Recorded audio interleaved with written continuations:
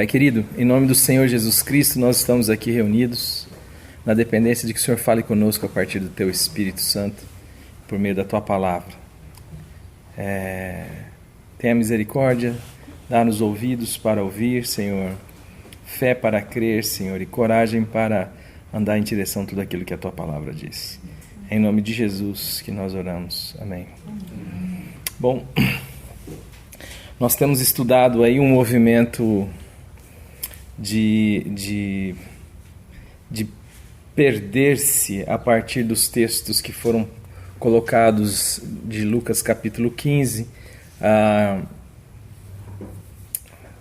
do verso 11 até o verso 32, mas depois a gente colocou o contexto todo que engloba o versículo 2 em diante também, do 2 até o 10, que coloca a estrutura do pensamento que Jesus quer trazer ali como sendo um contexto, primeiro, de perdição, porque fala da ovelha perdida e da dracma perdida, e aí nós pensamos em que consiste as maneiras de se perder ali, o que está em risco para se perder, e o que está em risco é a vida, no caso da ovelha, e no caso da dracma, o que está no contexto de perdição ali é a realidade do sentido. Ou seja, eu e você, ou a história humana condensada nesse processo que Jesus estabelece a partir do verso 11 até o verso 32, que de uma forma muito tranquila, simples, porém muito profunda, ele fala da jornada humana e que envolve justamente esse tipo de situação, a perda da vida e a perda do sentido da vida. E nós caminhamos um pouco no Antigo Testamento, trilhando essa viagem a partir do capítulo 3 de Gênesis, quando o homem e a mulher resolvem então aceitar a proposta da serpente. A proposta é: sejam Deus vocês mesmos, sejam vocês os aferidores do certo e do errado. E o que significava esta postura? Significa o rompimento com Deus. Ser Deus da própria vida significa romper com Deus, com o único e verdadeiro Deus. Deus é a fonte da vida, por causa disso o homem então ficou sujeito à morte. Trabalhamos em 3 dimensões do que significa esta relação de vida e morte.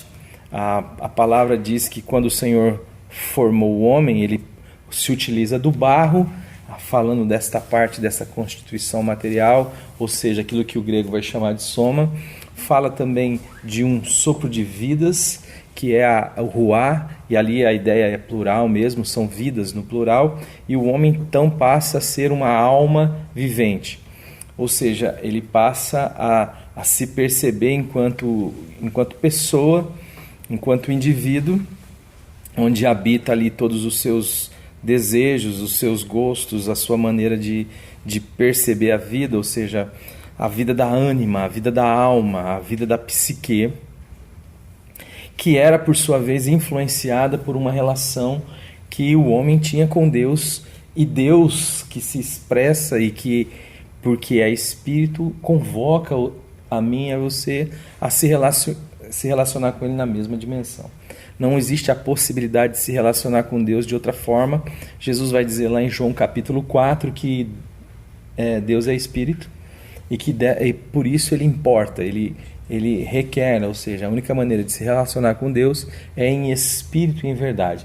Não existe outra maneira da gente desenvolver relacionamento com Deus, porque Deus é Espírito. Esta relação com Deus no Espírito é aquilo que de alguma forma moldava a nossa alma, formava, influenciava.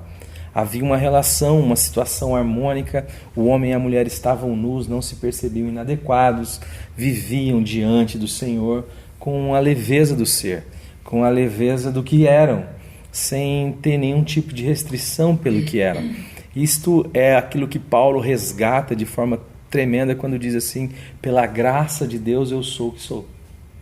Nós vivemos incomodado com o que nós somos.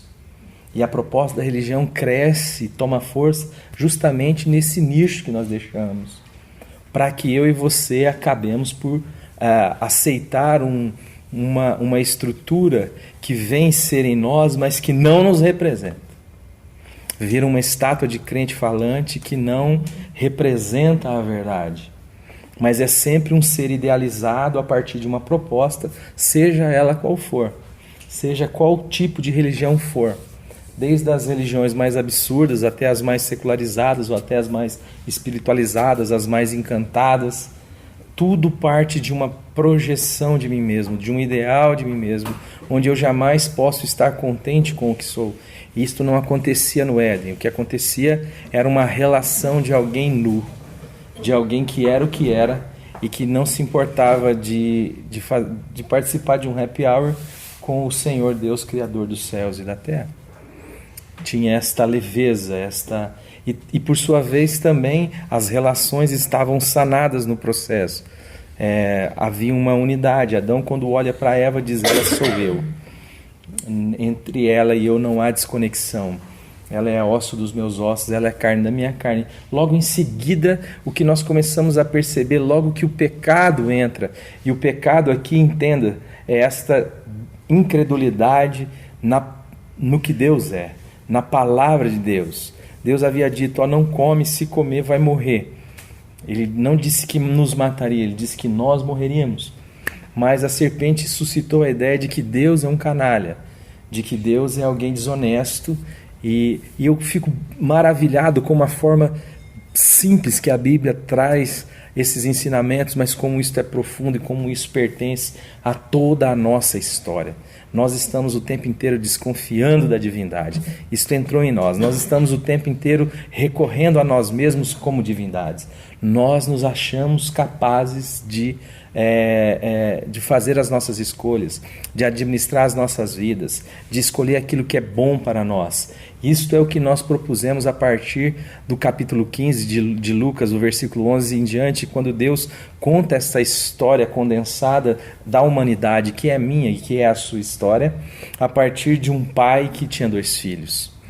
E esse moço diz que quer governar a sua história, ele diz que quer governar a sua vida, ele não se interessa pelo pai, não tem nenhum tipo de relação com o pai, não quer saber do pai. O pai aqui é uma figura de Deus, se importa pura e simplesmente com aquilo que o pai pode lhe dar. E o pai, como um financiador da loucura do filho, não restringe absolutamente nada, como Deus não nos restringe absolutamente nada. Deus nos dá a vida. Por isso que a palavra ali que está empenhada nas Escrituras, nesse texto, é que quando ele repartiu os haveres, o filho toma a parte que lhe cabia e cai no mundo. E essa palavra haveres ali, quando a gente vai para o original do grego, a palavra é bios, significando o que também aconteceu conosco. Nós pegamos esta vida biológica, esta vida da alma, e passamos então a ser Deus das nossas próprias vidas, a dizer para nós o que é e o que não é, e também a querer impor esta vontade. Nós temos dificuldade quando a nossa vontade é de alguma forma restringida. Nós temos dificuldade quando a nossa maneira de ver o mundo, a nossa cosmovisão, a nossa maneira de enxergar e de estabelecer o nosso reino é contrariado de alguma forma. E nesse processo, então, se comete os maiores absurdos à medida que nós vamos tendo poder, à medida que nós vamos tendo condição. Se você pega um ser humano muito sem voz, alguém inexpressivo do ponto de vista cultural, social, ele tem um limite imposto pela sua história que lhe coloca numa condição de limitação da vontade. Mas a partir do momento que você vá dando a essa pessoa uma condição de poder exercer a sua vontade em detrimento da vontade alheia, esta pessoa normalmente vai se impondo aos demais. E ela faz o que for preciso para poder estabelecer a sua vontade. Bom, é isso que nós nos tornamos. Sem a relação com Deus, sem a influência por causa de um espírito que foi morto, porque Deus falou que no dia que nós comêssemos, certamente nós morreríamos. A ideia ali também tem uma ideia de continuidade, morrendo, morreríamos. Esta relação com Deus ficou absolutamente bloqueada. Não há mais relação com Deus. Não há mais como falar, não há mais como ouvir, não há mais como ser, não há mais como ter este happy hour. Não há mais como ter comunhão com Deus. Ficamos à mercê de nós mesmos, à mercê da nossa própria condição humana. É isto que Deus faz quando Ele resolve, de alguma forma, dizer que chegou no limite, porque existe uma maldade, um nível de maldade que Deus não suporta, e Ele simplesmente entrega a pessoa a ela mesma e tira dela, então, o direito de vida. Como Ele faz isso? Como diz Romanos capítulo 1, Ele entrega a pessoa a ela mesma. E aí a pessoa vai vivendo na sua vontade, ela vai tentando sorver e fazer algo que lhe dê alguma condição de parecer existindo, vivendo ou sendo, e à medida que ela se esforça para tentar sorver esse mundo, ela desperdiça energia e aproxima cada dia mais o dia da sua não existência, vamos dizer assim. À medida que queremos fazer de tudo para poder ser, nós dispensamos energias e passamos a morrer de fato. Então, muita gente que você percebe no dia a dia vive esta angústia, a angústia de querer viver só para si. O homem tornou-se essa alma vivente. A alma vivente é aquilo que sorve vida. Então, você coloca este celular aqui, ele é um celular que está consumindo uma energia. Ele não produz energia. Nós passamos a ser isso, consumidores de vida. Necessitamos de algo para nos manter vivendo, essa energia vital o tempo inteiro. Só que ela tem um limite. Deus disse que agora o Espírito dele não agiria para sempre no homem, mas seus dias seriam 120 anos. À medida que isso acontece, rompemos com a vida. Lá nós usamos a ideia do capítulo 12 de Apocalipse, quando traz a realidade, e nós falamos um pouco de que nós precisamos estar meio desconectados desse cronos para poder entender algumas coisas ali. Fala de questões que estão relacionadas à eternidade, de questões que são simbólicas, de questões que estão no passado, questões que estão no futuro, de questões que estão acontecendo para o escritor da carta, do Apocalipse, João. Mas ali também está relatado que uma terça parte, que Satanás, a serpente, e a terça parte dos anjos foram lançados por terra. Vamos devagar, não sei se eu consigo, mas é que tem muita coisa, vocês precisam estar conectados aí. E eles ficaram nessa estrutura limbótica, que eu usei essa expressão, não sei se existe, mas é este limbo, esse lugar onde não é céu e não é terra, onde é os ares. Por isso que a Bíblia vai chamar de principados e potestades nos ares. Essa ideia de uma espiritualidade que não pertence mais ao céu, seres espirituais caídos, que não estão mais na dimensão do céu, mas que também não tem nenhuma conexão do ponto de vista da nossa dimensão, e então ficam sem respeitar o seu lugar de habitação dentro dessa estrutura dos ares. E o ser humano passou com essa necessidade de querer transcender, estar sujeito a esta espiritualidade caída. Está dando para entender? E aí começam os processos do engano. E nós falamos que logo quando há o pecado, logo depois do capítulo 3, Deus manifesta, ali no capítulo 3, se não me engano, verso 15, Deus manifesta o proto-evangelho com relação à mulher, porém inimizade entre ti, falando para a serpente, e a mulher, entre a sua descendência, como que falando de muitos, a descendência da serpente, e o seu descendente, como que falando de um só, o Cristo que viria da mulher.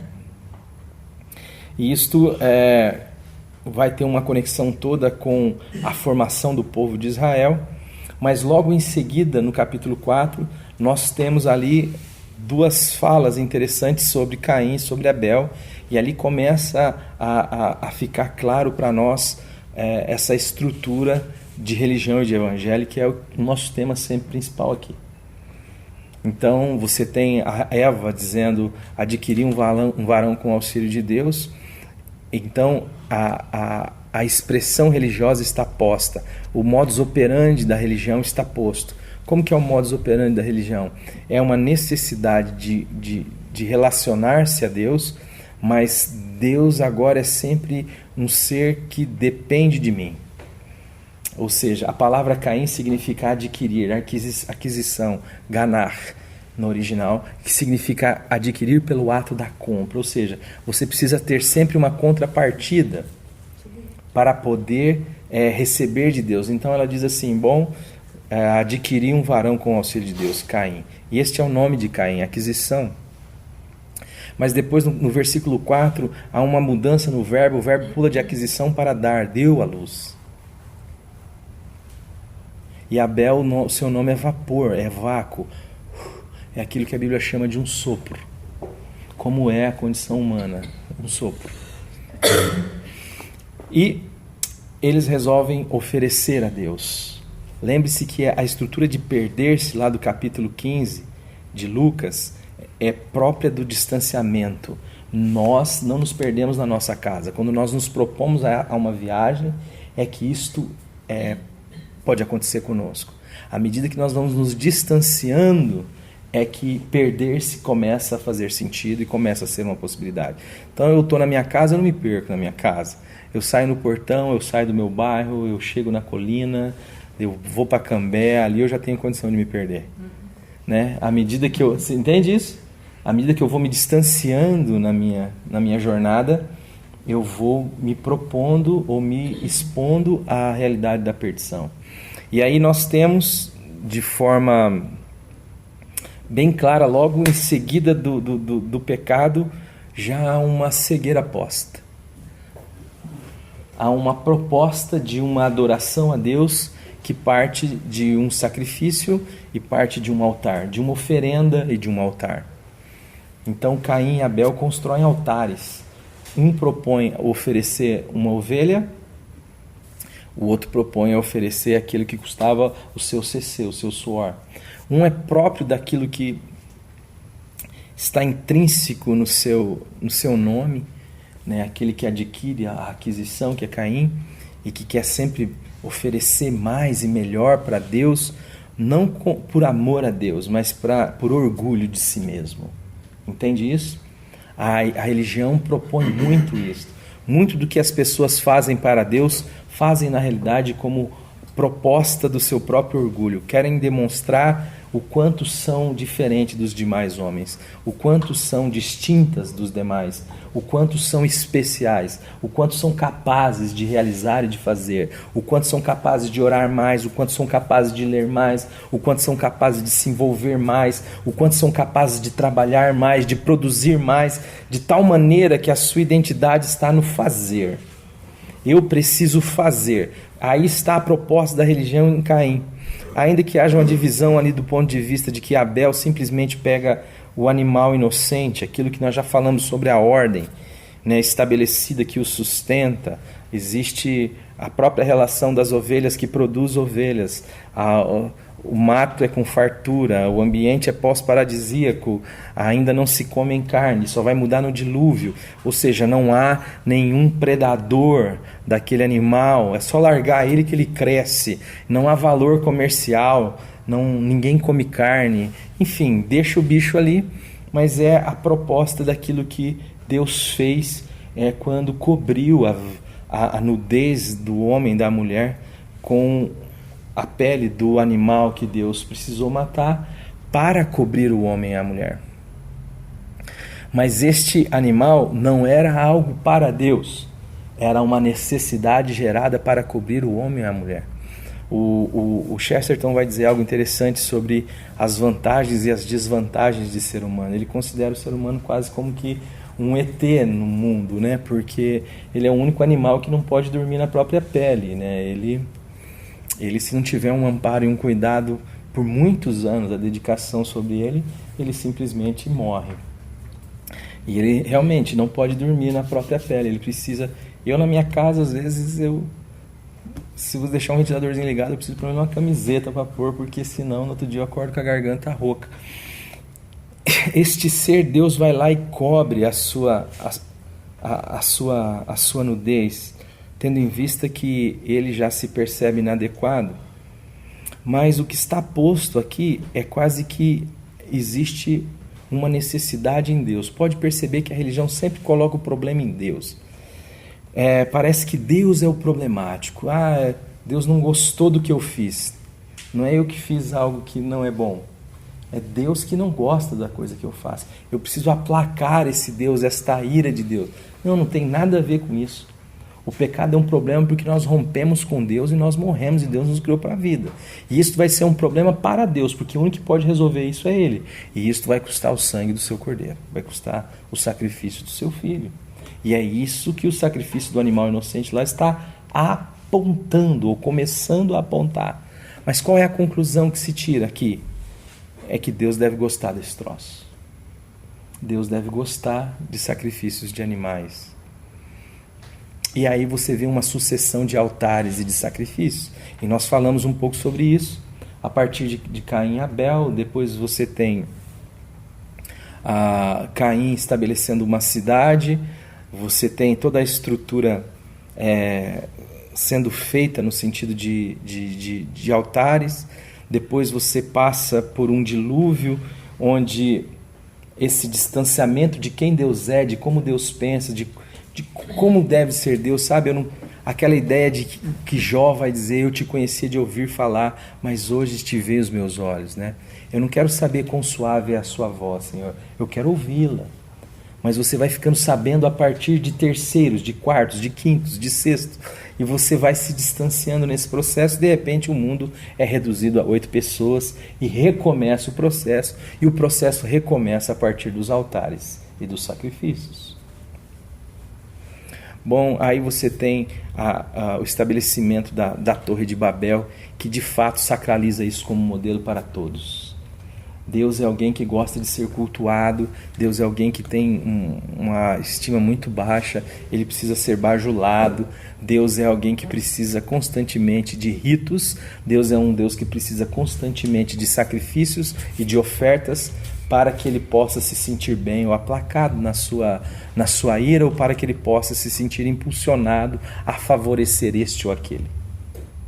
Então nós começamos a trabalhar com essas realidades dos lugares, dos altares, das oferendas e dos sacrifícios.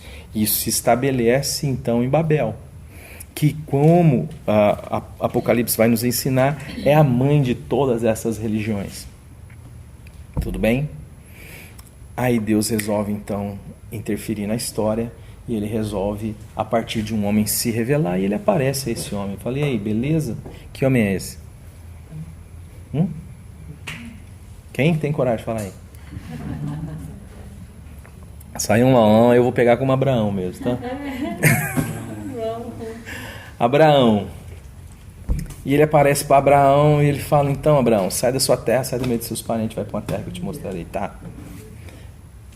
Lembre-se, quando Moisés está escrevendo, crendo que a ideia é de Moisés, quando ele está a escrita de Moisés, quando ele está escrevendo para o seu vizinho. O seu vizinho é um incrédulo? Sim ou não? O seu vizinho é um ateu?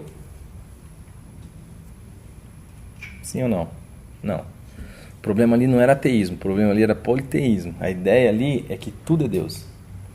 Então existe o Deus da chuva, o Deus do fogo, o Deus da água, o Deus da fertilidade, o Deus do vento, tudo é Deus. Quando você chega e diz assim: eu sou Deus, você fala: pô, legal, qual? E aí Deus gasta um período da vida de Abraão se explicando a ele, dizendo a ele quem ele é. E isso como que Deus faz? Na escola dominical? No café e fé? Não. Deus faz isso na vida. Como que ele faz? Respeitando a história, respeitando a antropologia, a tradição, a cultura de aquele homem. E esse homem faz tudo errado. Ele faz altares e ele começa a agir de maneira errada. Ele desconfia o tempo inteiro do seu Deus. E quando ele está quase no final da sua jornada, ele demonstra um esgotamento acerca de Deus.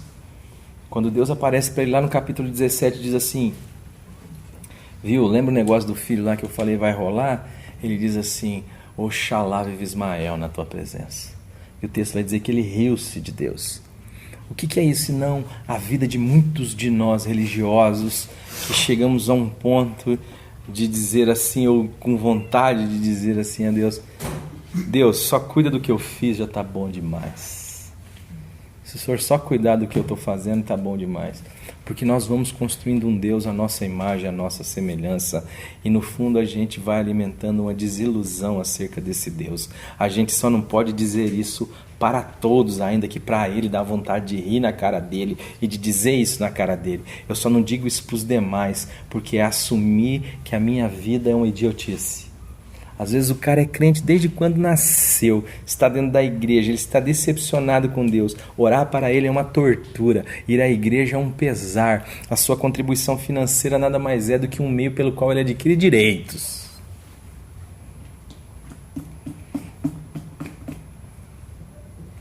Ele não tem prazer em Deus, ele não quer saber do Pai, ele é igual o filho que ficou. Ele quer dizer assim, há quanto tempo eu estou aqui maçando barro, vindo todo o culto, reunião de quarta-feira, reunião de domingo de manhã, eu estou envolvido aqui na obra, eu estou aqui fazendo, eu estou orando, eu estou jejuando, eu estou na campanha de Daniel, eu estou na campanha no Sidaquê, eu estou na corrente de oração, eu estou fazendo aqui e o Senhor não me dá um cabrito. E quer saber do mais? É bom o Senhor não me dar esse cabrito mesmo, porque se o Senhor me der esse cabrito eu vou sair fora e vou comer com os meus amigos. Ele não quer nem comer com o pai. Mas o cara está cansado, mas ele vai levando esse piano, ele vai carregando este mundo nas costas, porque disseram para ele que Deus é isso. Mas que Deus é esse? Este Deus é o diabo. E vai chamando um monte de gente para levar o piano também. Ele vai olhando e quem está levinho no processo, ele vai socando. É aquilo que o Senhor vai dizer a partir do profeta Isaías. Este é o descanso no capítulo 28. Dai descanso ao cansado. Mas vocês não quiseram me ouvir, antes fizeram da minha palavra regra sobre regra, regra e mais regra, um pouco aqui, um pouco ali, para que se quebrantem, se lassem e sejam presos. Jesus vai dizer, aprendei de mim que sou manso e humilde de coração, e vocês vão achar descanso para as vossas almas. Lançai sobre mim o vosso jugo. Aprendei de mim. Tomai sobre vós o meu jugo, porque o meu jugo é leve e o meu fardo é suave. Mas se o jugo é leve, por que eu estou cansado? Porque eu estou carregando um peso que não foi o Deus revelado em Cristo Jesus que me deu. De que Deus nós estamos falando então? É do diabo. Tem muita gente erguendo as mãos nos domingos, lotando as igrejas e louvando ao diabo.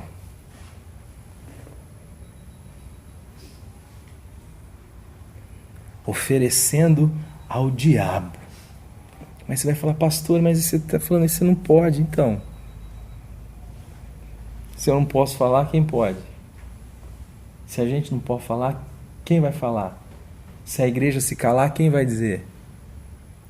A palavra de Deus vai dizer que a gente é como um atalaia. Mas é isso que está acontecendo, uma espiritualidade caída, uma espiritualidade sem gozo, sem brilho, sem alegria, sem vida, que passa a ser nada mais do que um ritual sem sentido.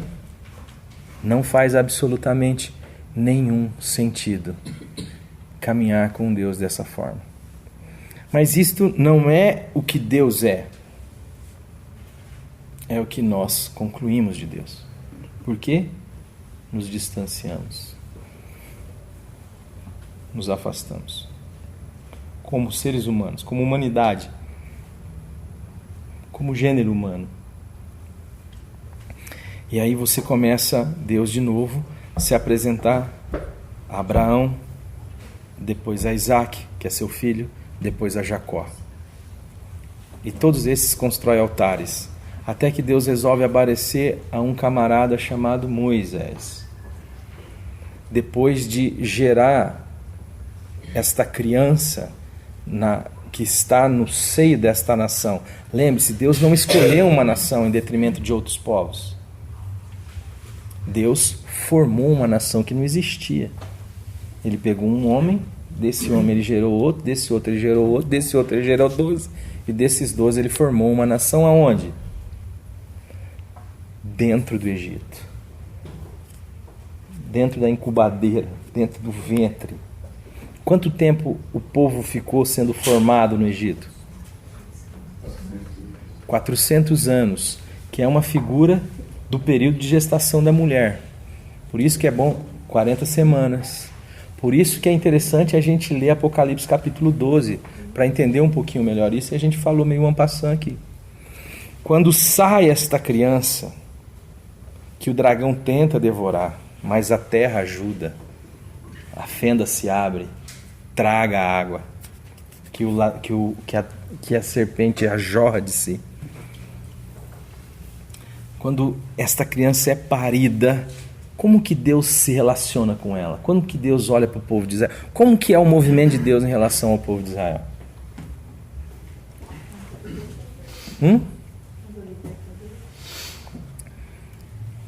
A minha pergunta é difícil de entender mesmo, porque a maneira, eu vou explicar melhor.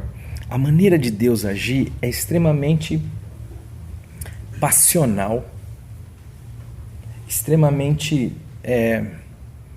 paternal ou maternal, a ideia que ele também levanta, né, que é como uma galinha que protege os seus pintinhos ou os seus pintainhos.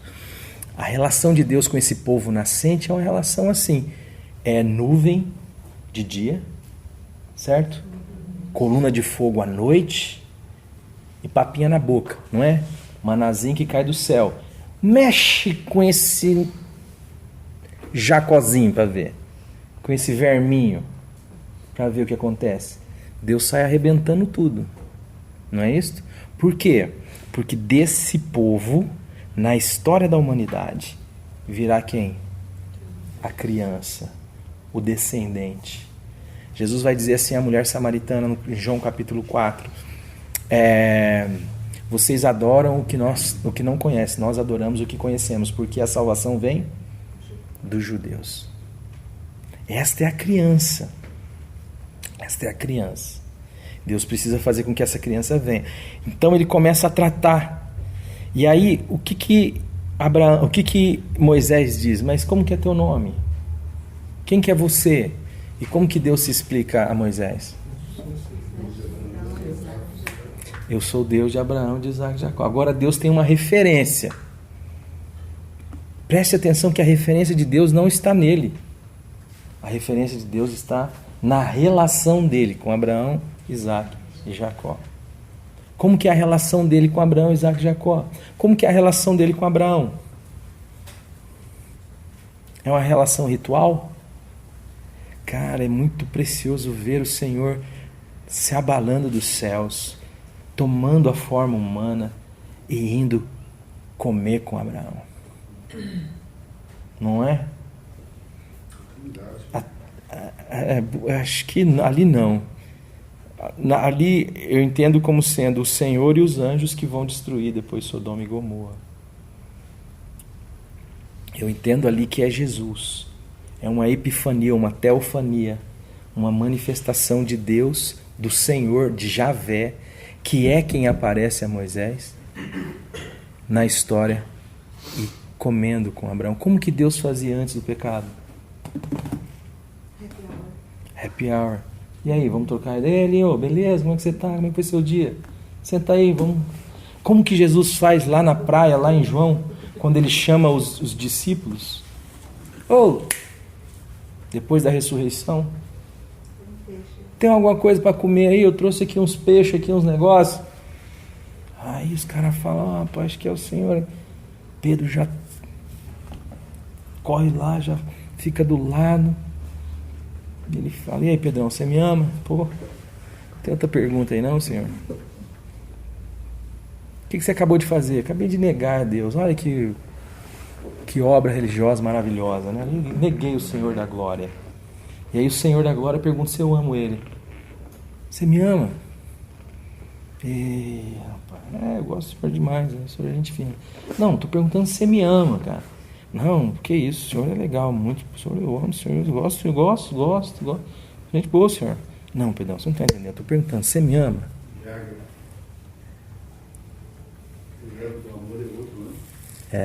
Aí o Pedrão fala assim, Senhor, tu sabes que eu te amo. Ainda que a minha vida diga o contrário. O Senhor é ainda que o que eu fiz, a minha obra, diga o contrário. O Senhor é o único capaz de saber que lá no meu íntimo eu amo o Senhor. Ah, é, queridão? Agora você sabe quem você é? Você estava achando que você era o bonzão lá, lembra? Você estava achando que você era diferentão dos caras. Lá no capítulo 26 de Mateus, ele chega dizendo assim, quando Jesus aponta a cruz, viu? É necessário que eu sofra lá na mão dos anciãos e morra, e vocês vão ficar tudo escandalizadinho por causa disso. E Pedro fala assim, eu não, Senhor. Todos podem se escandalizar, menos eu. Porque essa é a estrutura que a religião colocou dentro de nós. Nós somos diferenciados dos demais. Nós somos bons. Isto é um negócio que contamina quem escuta. Porque o texto lá vai dizer que os outros, ao ouvirem Pedro dizer, disseram o mesmo. E aí o Senhor fala, não, Pedrão, deixa eu te apresentar para você mesmo. Vai ter um galo, amigo meu, aí que vai apresentar você para você. E antes que ele cantar, você vai se conhecer.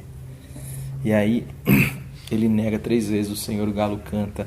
Então Pedro encontra-se com Pedro. Porque nós queremos viver do ideal de nós mesmos, e esse ideal é alimentado pela religião, mas Deus não se relaciona com ideais nossos. É aquilo que Jesus fala com relação aos fariseus, hipócritas, sepulcros caiados. Por fora está tudo muito bonito, mas por dentro a realidade é outra. E Deus não tem nenhum problema com a nossa realidade. Por quê? Porque Ele tem o sangue do Cordeiro, o sacrifício de Jesus Cristo numa cruz, que já atua com efeito desde antes da fundação do mundo. Deus, antes de dizer haja luz, teve que dizer haja cruz, como já disse os meus pares. A criação é gerada no ambiente da redenção. Deus só pôde criar porque o sangue de Jesus já redimia todas as coisas. E a religião é este entorpecimento da alma e da consciência que faz com que a gente se contente com um ser que não nos representa mais e projeta um Deus que se contenta com as nossas interpretações, com as nossas tangas, porque é um Deus incapaz de amar gente de verdade. Esse é o Deus da religião. Agora, o Evangelho é aquele que diz: filho, confessa o seu pecado. Se confessarmos os nossos pecados, Ele é fiel e justo para nos perdoar e nos purificar de toda a iniquidade. Se dissermos que não temos pecado algum, fazemo-lo mentiroso e a sua palavra não está em nós.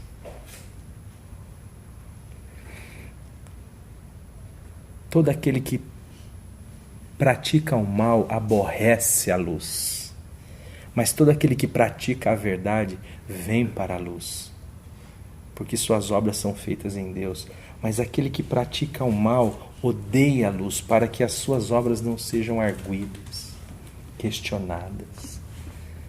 Viu, você está dando pão ali, mas deixa eu olhar aqui no seu peito.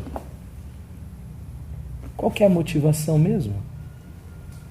A motivação é você mesmo. Isso é mal. Vou eu e o Fernando dar o pão para alguém. O Fernando dá por amor e compaixão. Eu dou para ser reconhecido. Mas você não sabe disso. Você só está vendo o Fernando estender a mão e dar um pão, e você está me vendo estendendo a mão e dar um pão. Mas tem alguém que sonda corações. E todas as vezes que aquilo é para mim, Senhor, tem misericórdia de mim, porque eu faço muitas vezes as coisas para mim. Eu estou indo contrário ao Espírito da Cruz e eu nem consegui abrir meu texto ainda.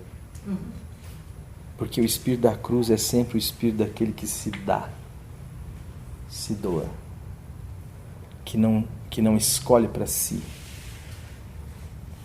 que não vive para si, como Paulo vai dizer lá em 2 Coríntios 5, 14, 15, do amor de Deus, do amor de Cristo que nos constrange, julgando nós isto. Um morreu por todos, logo todos morreram, e ele morreu para que aqueles que vivem não vivam mais mas por aquele que por eles morreu e ressuscitou.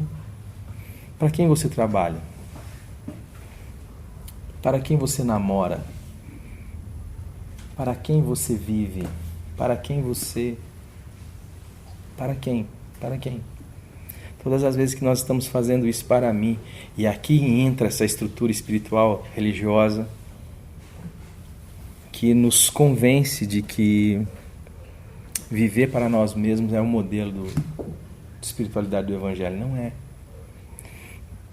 E João vai dizer no capítulo 2 da sua primeira epístola, a partir do verso 18, ele diz assim: filhinhos, já é a última hora, e como ouvistes que vem o anticristo, também agora muitos anticristos têm surgido, pelo que conhecemos que é a última hora. Eles saíram do nosso meio, entretanto não eram dos nossos. Por quê? Se tivessem sido dos nossos, teriam permanecido conosco. Todavia, eles se foram para que ficasse manifesto que nenhum deles é dos nossos. E vós possuís unção que vem do santo, e todo tendes conhecimento. Não vos escrevi porque não sabeis a verdade, antes porque sabeis, e porque mentira alguma jamais procede da verdade. Quem é mentiroso senão aquele que nega que Jesus é o Cristo? Este é o anticristo, o que nega o Pai e o Filho. Todo aquele que nega o Filho, esse não tem o Pai. Aquele que confessa o Filho tem igualmente o Pai. Permaneça em vós o que ouviste desde o princípio. Se em vós permanecer o que desde o princípio ouvistes também, permanecerei vós no Filho e no Pai. E esta é a promessa que Ele mesmo nos fez, a vida eterna. Isto que vos acabo de escrever é acerca dos que vos procuram enganar. Quanto a vós outros, a unção que dele recebestes permanece em vós, e não tendes necessidade de que alguém vos ensine, mas como a sua unção vos ensina a respeito de todas as coisas, e é verdadeira, e não é falsa, permanecei nele, como também ela vos ensinou. Filhinhos, agora, pois, permanecei nele para que, quando ele se manifestar, tenhamos confiança e dele não nos afastemos envergonhados na sua vinda. Se sabeis que ele é justo, reconhecei também que todo aquele que pratica a justiça é nascido de Deus. Permanecer no Senhor. Este é o grande desafio aqui para nós. É ter em Jesus a nossa maneira de olhar para a vida e para a palavra e para tudo que envolve e para tudo aquilo que significa Evangelho. Quando a gente vai lá para Mateus capítulo 7,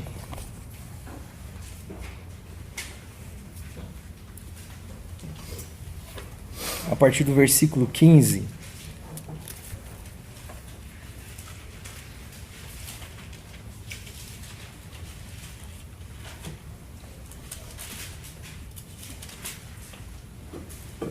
posso ler? Mateus 7,15. Acautelai-vos dos falsos profetas, que se vos apresentam disfarçados em ovelhas, mas por dentro são lobos roubadores. Pelos seus frutos o conhecereis. Colhem-se porventura uvas dos espinheiros ou figos dos abrolhos? Assim toda árvore boa produz bons frutos, porém a árvore má produz frutos maus. Não pode a árvore boa produzir frutos maus, nem a árvore má produzir frutos bons. Toda árvore que não produz bom fruto é cortada e lançada ao fogo. Assim, pois, pelos seus frutos o conhecereis. Nem todo que me diz Senhor, Senhor, entrará no reino de Deus, ou no reino dos céus, melhor dizendo, mas aquele que faz a vontade de meu Pai que está nos céus. Pega essa questão da vontade aí e grifa. Muitos naquele dia hão de me dizer, Senhor, Senhor, porventura não temos nós profetizados em teu nome?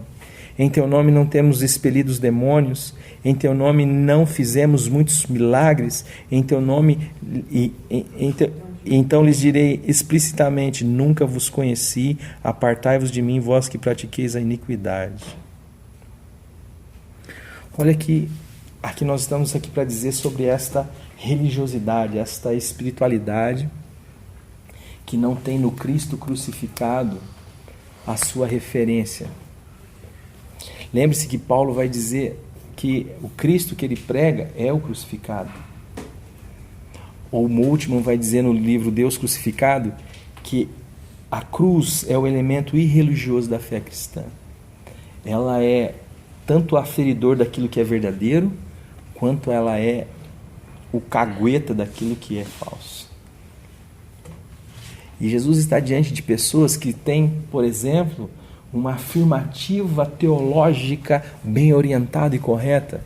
Eles estão diante de Jesus e dizendo, tu és o Kyrios, tu és o Senhor. E Jesus está dizendo assim, muitos naquele dia me dirão, Senhor, Senhor. Não tem como você dizer que a teologia dessas pessoas estão errada nesse aspecto. Às vezes o que a pessoa está dizendo é algo que de fato encontra chão nas Escrituras. E essas pessoas não só estão chamando Ele de Senhor, mas elas estão profetizando em nome dEle. Elas estão envolvidas com o anúncio da palavra de Deus. Elas não estão só profetizando, mas elas estão expelindo demônios em nome dEle. Mas Ele está dizendo assim, eu não sei quem vocês são, apartem-se de mim. De tal forma que nenhuma relação com Deus pautada nessa espiritualidade encantada, ritualística, significa absolutamente nada. Pode ser eu alguém que tem uma teologia correta, alguém que fale os mistérios da palavra de Deus, alguém que tem autoridade para expulsar demônios, para orar sobre você e você ser curado. E chegar naquele dia, você se deparar com Jesus olhando para mim e dizendo assim, eu não sei quem você é.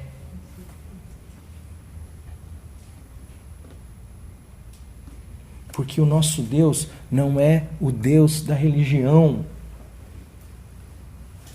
O nosso Deus não se contenta com o aparato dos ritos, dos lugares.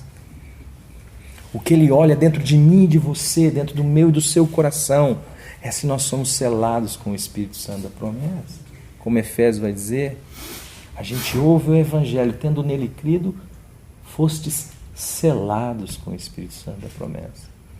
É uma relação de pai e filho, é uma estrutura relacional. É happy hour. É pai. Pega em Jó, um homem íntegro, que se desviava do mal, que temia a Deus, que fez um concerto com os seus olhos para não colocá-los em donzela alguma.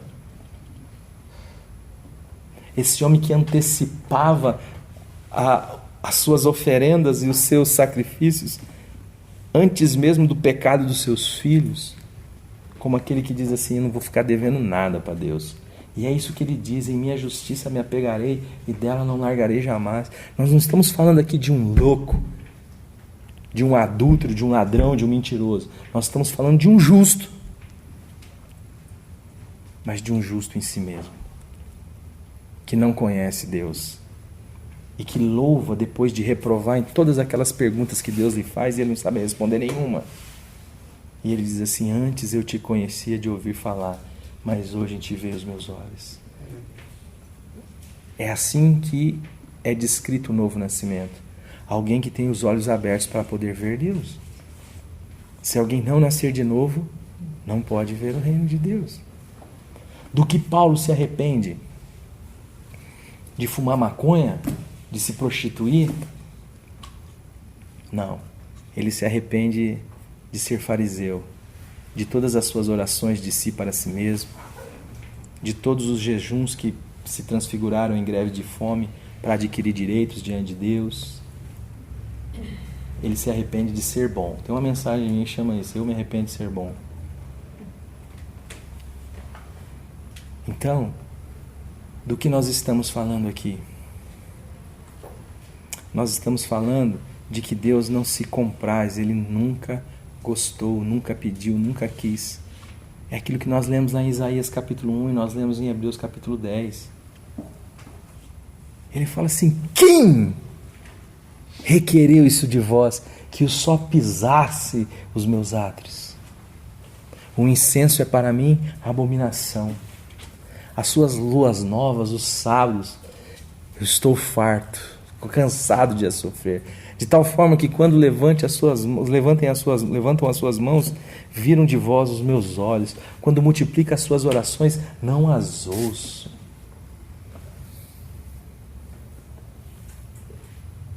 Não tenho prazer. Vai lavar a mão de vocês, está cheia de sangue. Cheia de sangue do quê? De sacrifícios vãos. Qual sacrifício que é vão? Todo. Só existe um que não é vão. E esse sacrifício foi o sacrifício do Cordeiro de Deus que tira o pecado do mundo. Nós só transformamos isso agora. Em idas à igreja, em contribuições, em lidas de Bíblia. Ler a Bíblia passou a ser um sacrifício oferecido ao Senhor. Devocional. Pastor, como que é a sua vida devocional? Aí o cara lá tira 15 minutos, meia hora, para dar uma lida na Bíblia e dar uma pensada assim. Ele fala: já fiz a minha devocional de hoje. Pastor, como que é sua vida espiritual? Eu estou jejuando. E Deus está olhando assim. Quanto amor há na sua vida? Quanto descanso há na sua alma, pastor? Quanta confiança há em Deus, pastor? O cara não consegue nem dormir de noite. E se? E ele não percebe que ele está sentado no colo da serpente, dando razão à serpente de que Deus é um canalha, que Ele é alguém para não se confiar. Ou você dá os seus pulos, ou Deus vai... Não confia em Deus, não. Agora, o Deus do Evangelho é o Deus que diz assim: queridão, relaxa. Para começo de conversa, você precisa aprender um negócio. Eu não posso ser servido pelas suas mãos. Entendeu? Mas eu tinha tanta coisa para fazer para o senhor aqui. Não, queridão, já está tudo feito. Lembra quando meu filho diz assim: está consumado? Então, acabou. Então para que serve as coisas que eu estou fazendo? Não, olha para o meu filho. Ele falou que era o jeito dele viver a vida. Como que ele vivia aqui? Olhando para o pai. Para quê? Para ver como o pai se move. Para quê? Para como o pai se move, ele se move igual. Fé não é para mover a mão de Deus a meu favor. A fé não é para fazer Deus fazer a minha vontade. Isso é macumba. É um despacho.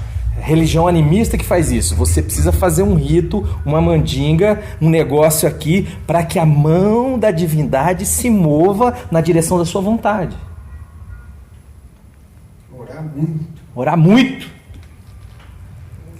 Jejuar muito. Eu orei e Deus fez. Não, queridão, você está viajando. Está igual o queridão lá falando assim: viu, querido, nós vamos ter uma corrente de oração na nossa igreja, você não quer participar? Aí o caboclo olhou para ele com aquela simplicidade e falou: rapaz, Jesus Cristo teve um trabalhão doido para me libertar, você está querendo me enfiar em corrente? É isso aí mesmo. É algema. Para que serve então, Senhor? Eu lembro que a gente estava... quando a gente começou o trabalho lá com os moradores de rua, a molecada lá, o pessoal... E eu falei assim para eles: pessoal, a gente precisa entender uma coisa aqui. A gente está aqui para dar comida para Deus, roupa para Deus, visitar Deus. Porque nós não estamos aqui para mudar a situação de ninguém. Porque nós podemos até mudar a situação de alguém, mas a condição só quem pode mudar é Deus. Deus não precisa de nós. Só que Deus falou que quando a gente vai, quando a gente quer visitar alguém, é só ir visitar o outro. Quando a gente quer tocar em Deus, é só abraçar o outro. Deus não pode ser servido por mãos humanas, mas o seu próximo pode. Quando Jesus falou assim, eu tive fome e deste-me de comer, tive sede e deste-me de beber, estive preso e foste me visitar, doente, com frio e me cobriste. Os caras falaram, quando, Senhor, que nós fizemos isso? Ele disse, quando vocês fizeram a qualquer um desses pequeninos, a mim me fizeste. O Senhor olhou para um bando de crianças e falou, qualquer um que recebe uma criança dessa aqui, a mim me recebe. Então, nós não estamos aqui para mudar o mundo. Quem muda o mundo é Deus. Quem muda o meu mundo, o seu mundo, é Deus. Quem nos traz de volta à vida é Deus. Quem nos tira do inferno é Deus. Só Ele pode. Agora, se Deus quiser me usar, te usar, que privilégio isso. Aí é fazer parte do que Deus está fazendo. E o que é importante em fazer parte do que Deus está fazendo? A comunhão com Deus. Por isso, qual a razão de viver a vida da igreja? Qual a razão de se envolver com as questões do reino? Deus. O amor a Deus. A comunhão com Deus. É igual o filho que volta. Qual a razão de estar na casa agora? O pai. Eu só quero estar com o pai. E aí, se ele for para o inferno, eu vou com o pai. Tem gente que quer ir para o céu, não quer nem saber se Deus está lá. Eu quero ir para o céu. O céu é uma pessoa. O céu é Deus. O céu é o reino de Deus, é Deus. É Cristo em mim, esperança da glória. Não é um lugar. Qualquer lugar com Deus vira céu. Qualquer lugar, qualquer paraíso sem Deus é o inferno. Então, amados, tem gente aqui que está fazendo muita coisa. Está expulsando o demônio. Sai, demônio, o demônio sai. E Deus não sabe nem quem é. Mas Deus nos chama para ser filhos. Filhos e filhas. E a nossa resposta é uma resposta de caráter. Pai, estou aqui. Por que você quer obedecer a Deus? Qual que é a sua motivação de obedecer a Deus? Deus, amor. O Pai, o amor. Mas se der tudo errado, querido, minha vida não tem como dar errado. Mas se você morrer atropelado por uma jamanta, filho, eu ressuscito, irmão. Você está de brincadeira comigo? Ah, mas se a minha empresa falir, irmão, eu sou herdeiro de Deus. Co-herdeiro com Cristo Jesus. Depois que Cristo ressuscitou, irmão, não tem como a minha vida dar errado. É impossível a minha vida dar errado. Isso aqui vai passar. Aqui vai passar. E é isso que a Bíblia fala de levar em todo o tempo o morrer de Jesus. Lembra que eu falei para vocês prestarem atenção na vontade? Nem todo que me diz Senhor, Senhor, mas aquele que faz a vontade do meu Pai. Qual que é a vontade de Deus?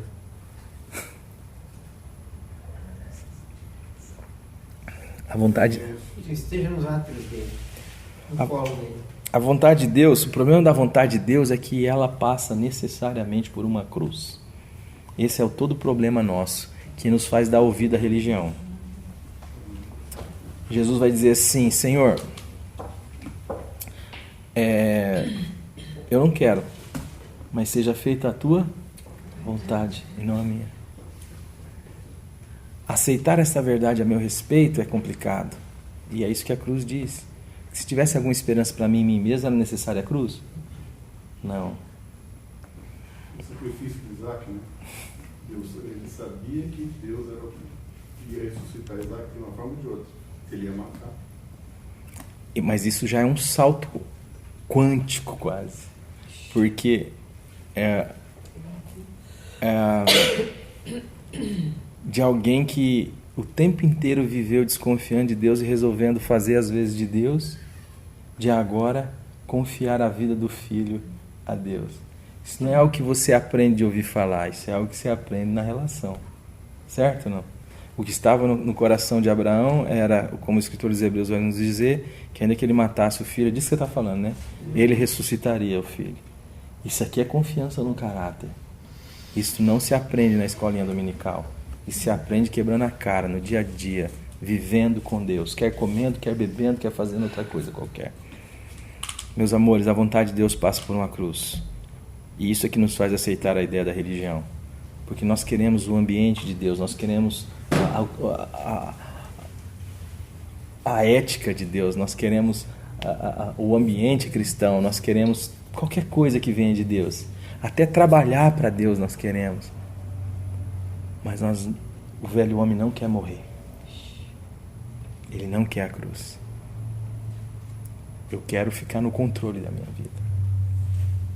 E daí, se você oferece uma via que fala de Deus, que fala de valores como verdade, como justiça, o cara aceita, o cara quer isso. Por quê? Porque lá eu não preciso morrer. Lá eu só preciso ser bom. Eu só preciso fazer tudo certo. Eu só preciso seguir a receita. Agora, um Deus que diz assim, viu, sai andando aí, cara. Pra onde? Não, sai andando aí, eu vou te mostrar depois, para uma terra que eu te mostrarei. Mas fala o seguinte, larga a parentela toda, larga a sua terra, quer dizer, tira o seu chão. Tudo que a gente quer é segurança, é isso que a religião propõe para mim e para você. Ó, faz assim que dá assado. Não faz assim que dá aquilo lá. É assim que funciona. E aí chega Jesus e fala, não tem nada a ver, precisa nascer de novo. Mas o que eu faço para nascer de novo?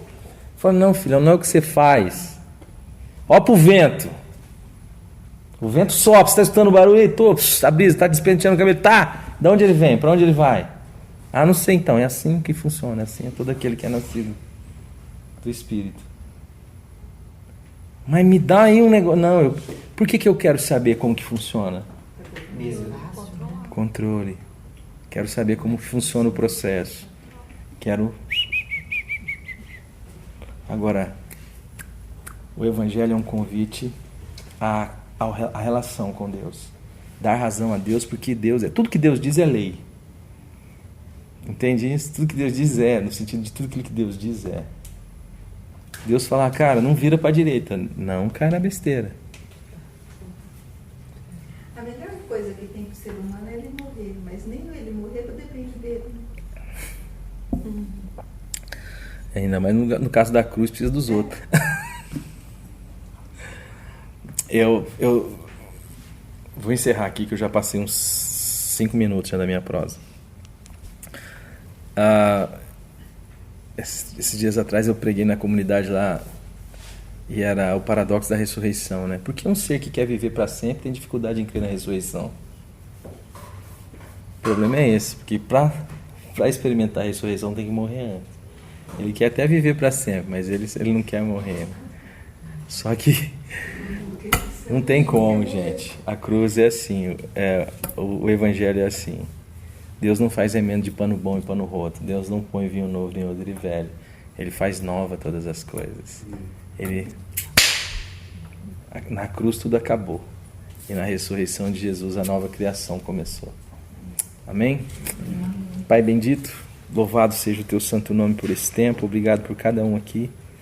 Dá-nos a graça de sermos anunciadores, Senhor, das boas novas. Vivifica a tua igreja nessa cidade, Senhor.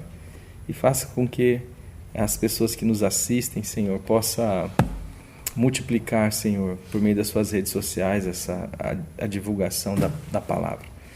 É em nome do teu Filho que nós oramos. Amém.